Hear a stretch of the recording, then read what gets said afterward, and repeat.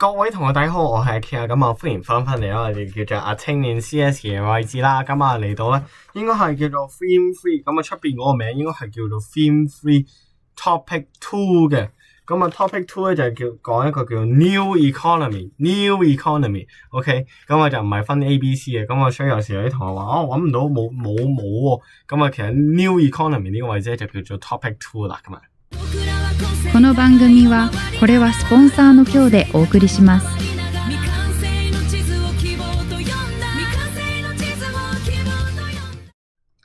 咁啊喺呢度咧，我哋講嘅叫 new 嘅物體啦。咁啊乜嘢叫做 new？ 好爆光咁光嘅。OK， 咁好似好啲。OK， 睇到啊嘛。咁啊第一樣嘢叫做咩叫 new economic types 咧？咁啊有幾種 type 嘅，咁大概大家記一記啦。咁啊，例如有 digital 啦、sharing 啦、high tech、fintech、bio-econ、green econ 呢啲咧，都係一啲叫做 new economy type 新經濟模式啊。咁啊，新經濟咧就主要係一啲叫做咩啊？發明類嘅 innovative 啦、data 大數據啦、platform 平台啦。其實咩叫平台咧？咁啊，例如一啲叫網購平台，阿里巴巴、拼多多叫做咩啊？仲有啲咩啊？淘寶係咪先？咁啊呢叫做 platform 啦，仲有啲咩？美團、大眾點評啊、小紅書 ，Oh my lord，OK， 仲有啲咩 high value added 啦，即係一啲叫做精加工嘅一啲產品啊，咁啊諸如此類。咁有啲咩好好嘅 example？mobile pay、支付寶、WeShare，OK 呢啲寫落去冇問題。你唔好寫中文啦，你寫 WeChat、Alipay， 仲有啲咩 ？Ride 呢個 Ride OK。呢個我希望我呢個叫做叫 call 車有啲咩啊？哇！即刻諗唔到個 example 添，死啦！要 fail in CS 啦咁喎。突然間醒起滴滴啊，原來係滴滴出行 ，OK， 滴滴打車。咁啊，大家記住滴滴 ，OK， 唔係 Epstein File 入邊嘅滴滴啊，係滴滴 ，OK。咁啊，滴滴打車咧，咁樣就可以令到咧你可以方便出行啦。Online platforms 好似啱咁講啦，淘寶啦、拼多多啦，仲有啲咩啊？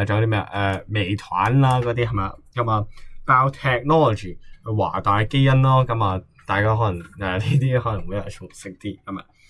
咁啊，仲有啲咩 new economic impact 影響咧？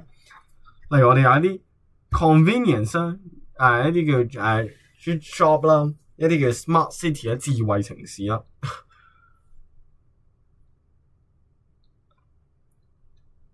，smart city OK 智慧城市，Oh my lord， OK fine drop the mic， 我覺得呢個係100% 嘅好笑話咯，講笑，咁啊仲有啲咩 industrial upgrading 啦，咁啊即係一啲叫做叫做工業嘅生產啦，咁啊亦都有啲有啲叫做regulation challenges 啦，例如之前好興嘅一啲叫做網約車平台，咁點樣規管佢哋咧？或者係啲電動車咁樣，電動車都係 new economic type 嘅 innovation 啊嘛，咁點樣規管佢哋咧？咁樣亦都係啲 challenge。咁啊，我哋去答佢咧，一定要去 link 一個 to quality of life 啦。咁我記唔記得前面有講過點樣定義一個人嘅 quality of life 啊？唔緊要，睇翻我哋之前啲片咧就冇問題噶啦。咁啊，亦都有啲叫做 social order， 即係點樣一個社會秩序咁樣。咁啊，有啲咩好例子啊？例如我哋咧可以有啲叫 food deliveries 咧，可以 give choice， 亦都係令到我哋嘅 life 變得更 convenient。咁啊，同時影響 healthy lifestyle， 例如個個咧都匿喺屋企。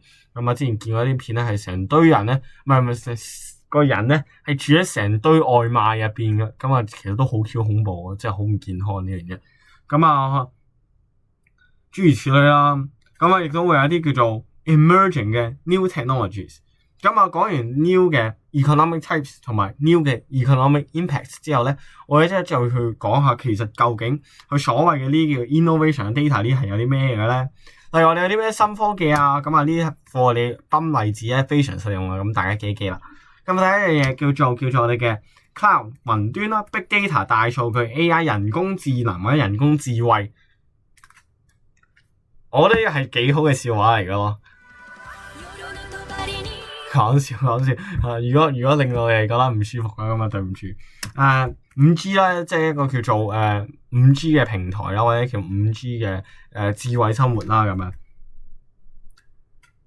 Smart city，OK， 咁啊你 get 就 get， 唔 get 就算啦。咁啊 smart city 啦呢樣嘢。咁啊有啲咩好嘅 opportunity 咧？例如我哋可以有呢啲更快 efficiency 啦。咁啊好簡單 ，big data 令到你唔需要再去揾一個係 cloud 嘅雲端系統嘅，咁令到你唔需要專登去揾翻你啲 paperwork 出嚟，咁已經好方便啦。Personalization 係有 big data 大數據啦、AI 啦、smart city 啦諸如此類。你都會有啲 challenges 喎，例如會有 privacy 啦、fraud 啦、job replication。例如好多時咧就好驚啦 AI 取代你咁啊，咁其實使唔使咁驚咧？我又好似咧樂觀嘅態度嘅喺呢個位置咁，但係呢個唔構成任何對工作嘅建議啊。咁啊，純粹係我係咁睇咋。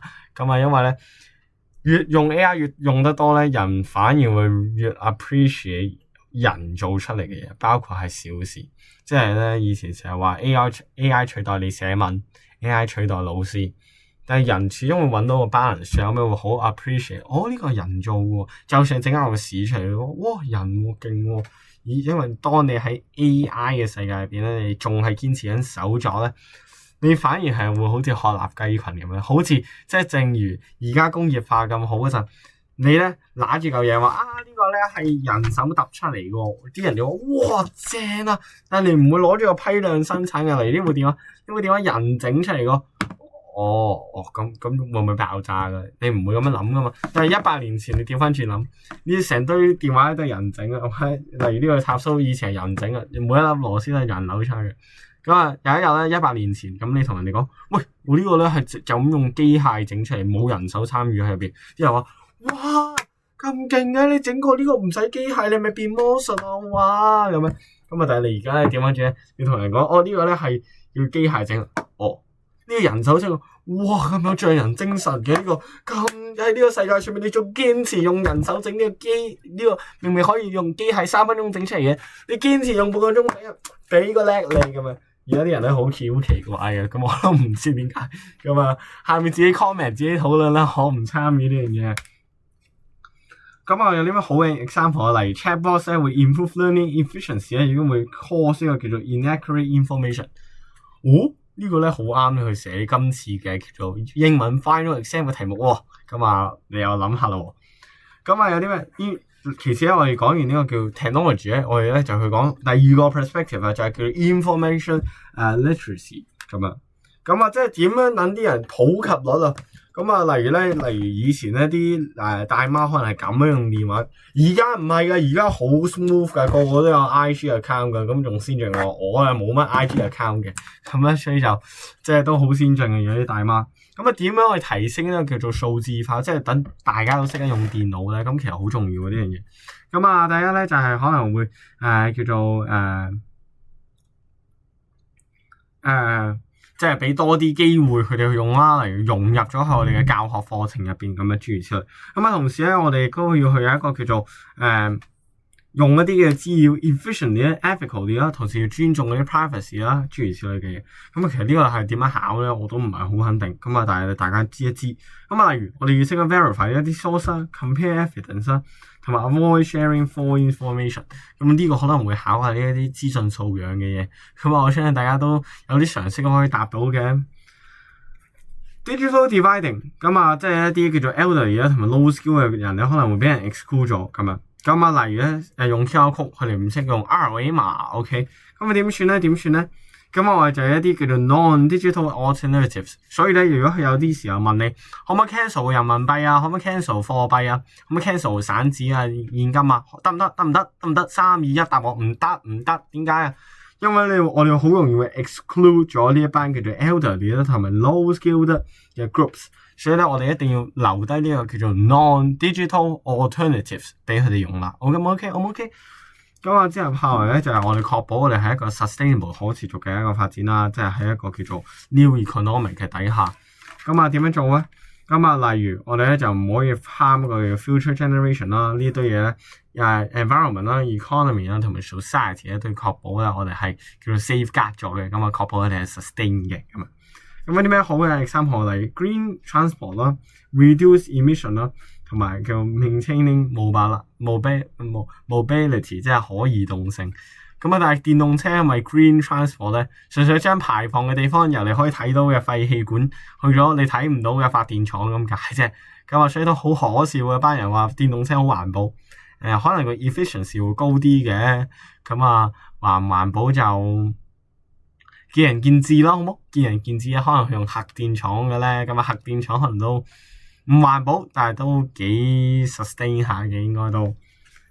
咁啊，而喺呢個 sustainability， 因為我哋講全球化啊嘛，咁啊其實呢堆嘢都係要去學嘅。咁啊 sustainability 咧係一個叫做 stakeholders 持份者入邊咧有啲咩責任咧？例如有啲咩人持份者啊？政府啦、NGO 啲 non-government 嘅 organisation 啦、education 啦、business 啦同埋 individuals。咁啊呢啲叫持份者有啲咩嘅重要嘅嘢咧？例如佢哋可能政府咧就負責立憲啦，學校咧就負責教育啦。business 咧就可能去主動去承擔佢哋所需要做嘢啦。例如 individual 咧，我哋可能就做啲咧係少我可以做到嘅嘢咁樣。咁啊，同時我哋亦都有樣嘢叫 waste management 即係呢個叫排污嘅一啲叫做政策噶嘛。咁啊，例如有啲咩咧？例如我哋可以 reduce 啦、recycle 啦，諸如此類。我諗呢啲大家都聽到厭晒啦，可能都唔想聽啦。咁啊，最緊要咧有樣嘢，例如我哋成日講嘅 plastic bag charge 啦，咁啊，同埋咧就係一個叫做 producer responsibility scheme 就係下面呢個啦。咁啊，咩叫做 polluter pays principle？ 咁啊，相信大家可能都有人聽過污者自負原則，排污個污者污染呢個環境嘅人自己去負翻呢個責任，污者自負原則。OK， 咁啊。有啲咩叫自負咧？佢哋負啲咩咧？例係叫做要賠翻呢個對於環境嘅損失啦。例如我哋咧係要 charge 咧就去即係徵收款項啦，去確保咧去 reduce 呢個叫做排污啊。咁啊確保咧做即係減低佢哋去排放呢個叫壞嘅嘢出嚟啦。咁啊，同時咧，我哋污者自負原則之餘咧，我哋亦都要確保咧，我呢一個叫講 new economy 同埋 sustainable 啊嘛。咁啊 sustainable 有啲咩？biodiversity 咧，其實生物多樣性啦。咁啊，同時咧亦都有 public health 叫做公共健康。